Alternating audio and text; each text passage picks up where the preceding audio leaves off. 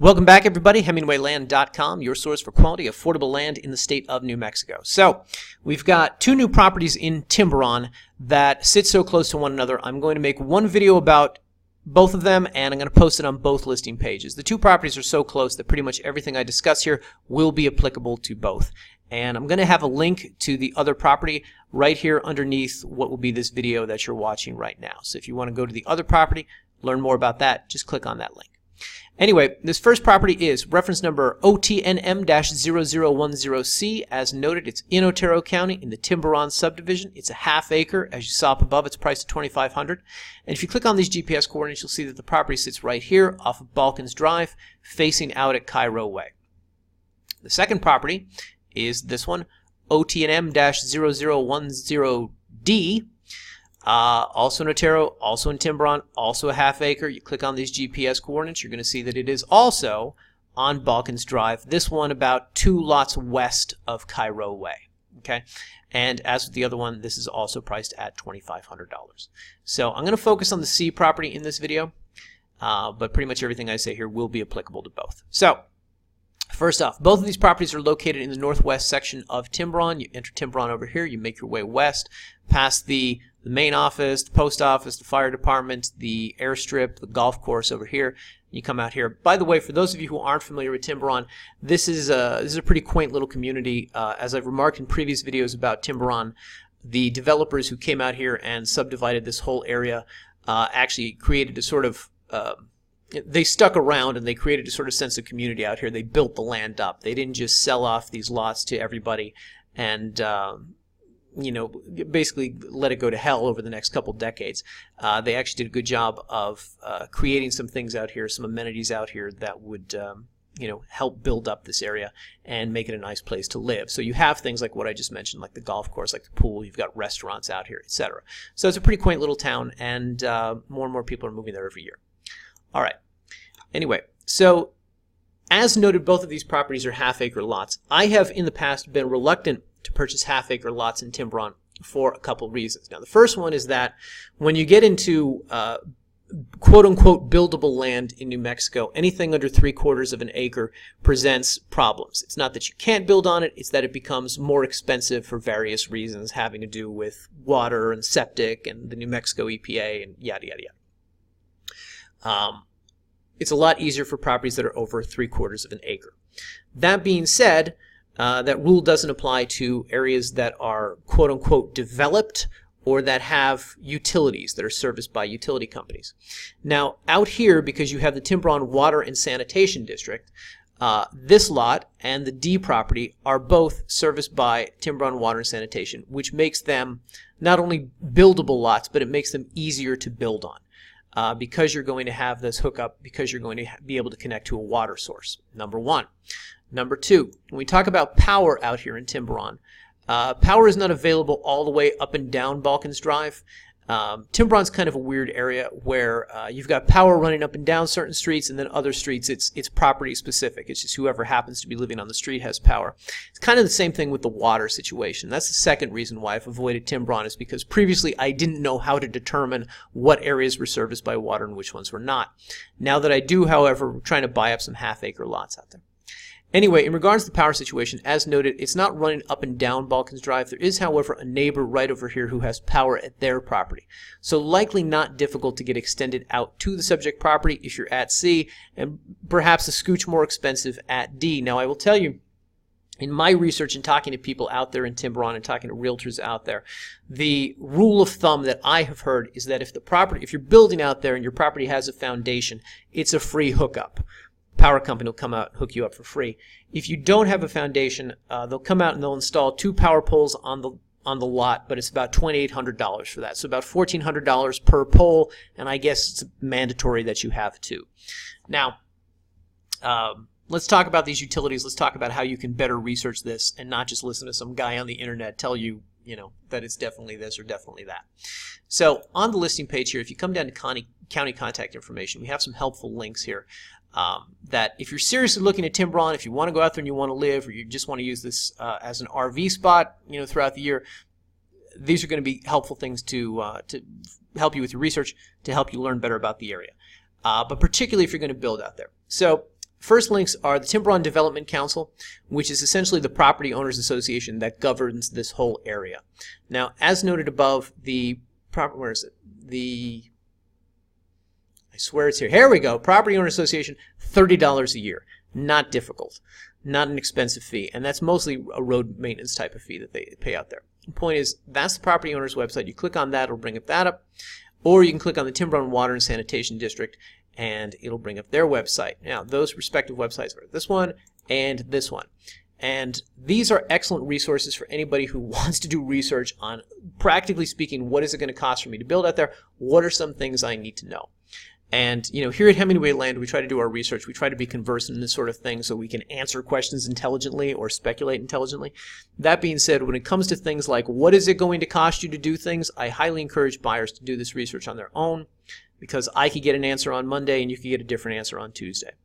Simultaneously, I don't want to have anybody upset with me. I don't want anybody to come back to me 2 months later and say, you said it was going to cost $1,500 and end up costing me $2,500. Blah, blah, blah. So that's why we provide these links. Now, let's talk about water and sanitation first off. So I believe when water and sanitation comes out there, your bill jumps from maybe $30 a year to $60 a year or something like that. But if you want to do research on this and about how this hookup works, I would call them and I would say, I'm looking to buy some land out there, and they're going to say, where's it at? And they're going to be looking for a legal description. So if you tell them it's in Unit 9, it's Block 141, Lot 12, or whatever the legal is on the D property, it's going to help them determine better about water service in that area.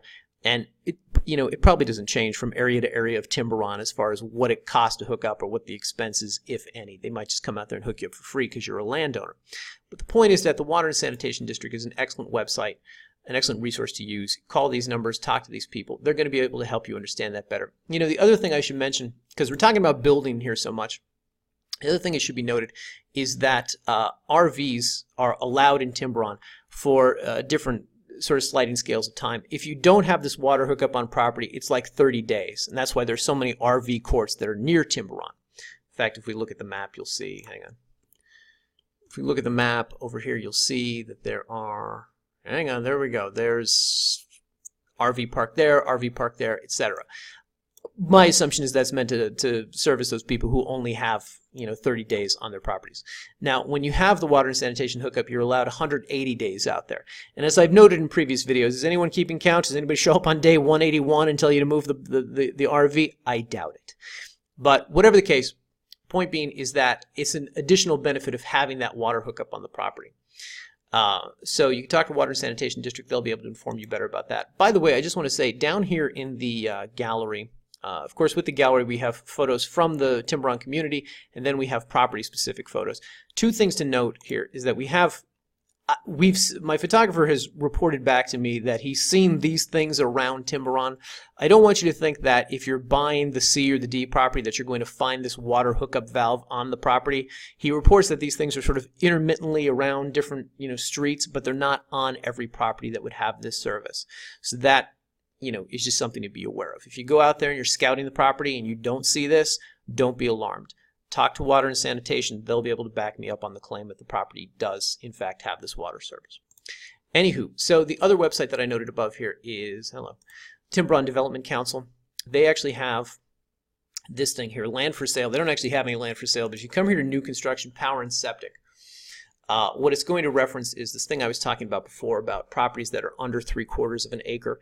When you get into these half-acre lots, as noted, they're buildable, but they have what the options would be for if you're going to install septic out here. Now, we've noted this on our listing page, but we've reiterated it.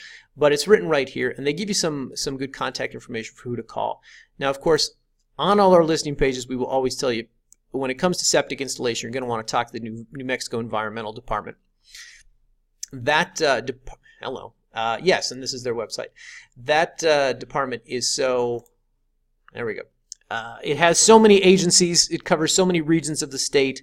There's so many different people you're going to get transferred to before you get the right one on the phone. Timberon gives you the helpful thing here of saying, contact this guy.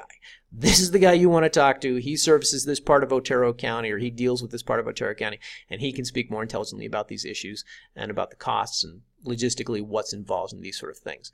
So if you're looking at Timberon as a place to build and to live, this is going to be another piece of research that you would want to do in this area. I hope I'm not loading you guys down with too much. By the way, all right, so also on this table we also have the Otero County Electric Cooperative that services Timberon.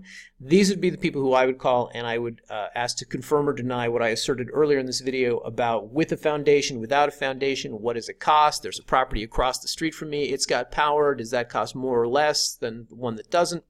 So on and so forth. And, you know, what does it take to have 2 power poles on my land? They'll be able to answer those questions. Anywho, with all that said, guys, I just want to point to one more thing that we have here in the table to help with... actually, before I get to that, let me just say this. In regards to both these properties, if you go to Google Maps and you look at these properties on Google Maps, it looks like they're densely forested. It looks like there is nowhere, not an inch of space to build. But actually, as you go through this, what you'll see is, by the way, buried cable, underground utilities out here of some sort, that there actually, there's enough wide open space out here. You might have to, obviously you're going to have to do some tree trimming, you're going to have to do some landscaping out here to clear a path, clear an area where you could build something, but it's not as dense as you would suspect. Very arty photo of a flower there. It's not as densely forested as you would suspect by looking at it on Google Earth and Google Maps. Here's the view looking out at Cairo Drive right here, and this is Balkans. So, by the way, that's the other thing, is that these are, you know, pretty well maintained roads out here that you have. Anywho, with all that said, the other thing I wanted to point out to you guys is that on each listing page, we have essentially the Property Owners Association has these things. They're called covenants and restrictions. And this is something that goes with the land. So when this area was subdivided, when it was created, and all these lots were, you know, built out, these are rules that travel with each of these properties from now until the beginning of time. And these are things you should be aware of. These are not onerous restrictions on property. A lot of these are just good neighbor type things. You know, good neighbor obvious type things about noise, about burning things in a forested area, so on and so forth. You can't subdivide the land, blah, blah, blah. And some of these covenants actually suggest things like, well, they suggest to me that a tiny home you might be able to do it out here because they have things about minimum square footage of what can be built out there. Minimum square footage being 900 square feet. I don't know if that counts for quote-unquote tiny, but the point is that's something to be aware of. So I encourage anybody who's looking at either of these properties, give these covenants a read. It'll give you a sense of some, you know, different rules and regulations that'll exist out there with the property. And again, nothing too strict. All right, so guys, if you are interested in purchasing either of these lots, I should just say I'm not much of a salesman. I just go through the details of what, you know, here's what you need to research if you're going to buy this. But I don't like to indulge in shuck and jive. Anyway, if you are looking to buy either of these properties, come up here, click the Buy Now button. It's going to bring up a secure checkout page. $2,500 plus $150 document preparation fee. You enter the name you want on the deed. You enter the tax address. Where's Otero County sending the yearly tax bill, etc. Click the terms and agreements. Agree to it. Click the next button. Enter your credit card information. The property will be yours. We will begin drafting a deed within 24 hours. You'll have a copy of that for you to approve. And as far as I am concerned, once you give us money, the property's yours. Go out there, go nuts, have fun.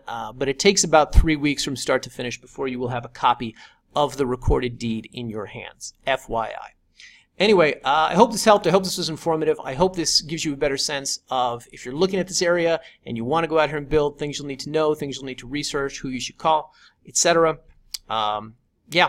Anyway, thanks for watching, everybody. We will see you in the next video.